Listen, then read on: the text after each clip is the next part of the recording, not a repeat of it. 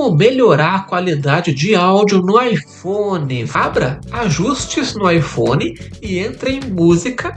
Segundo, toque em EQ, Equalizador de áudio. Terceiro, escolha opções ali como Late Night ou Bass Booster. E quarto, testa ali diferentes modos até você encontrar o seu som ideal. Dica 2, pessoal. Ativar o áudio aí de maior qualidade. Ajustes do iPhone e abra Música.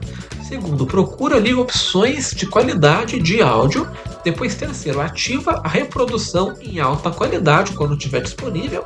E depois é só usar o Wi-Fi para evitar o consumo alto de dados. Atenção! Qualidade alta, gente, consome mais internet e mais bateria, viu?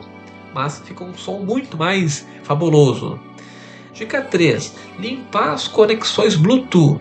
Então, primeiro, vá em ajustes ali e abra o Bluetooth. Segundo, esqueça aí o dispositivo e reconecta o fone. Terceiro, reinicia o fone de ouvido se for possível.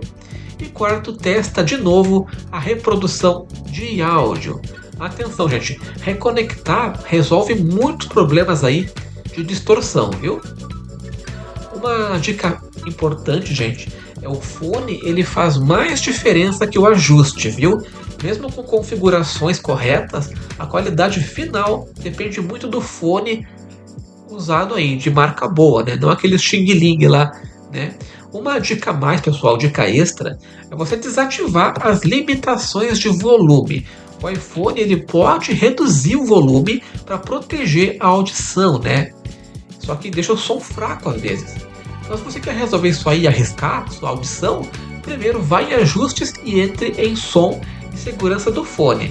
Depois verifica se há limite de volume ativado. Terceiro, ajuste ou desativa a redução automática, né? Se necessário. Mas eu não recomendo você aumentar muito o som para não prejudicar, né, a sua audição. Mantenha um som baixo ali, é a minha recomendação pessoal a vocês. Valeu, pessoal, espero ter ajudado.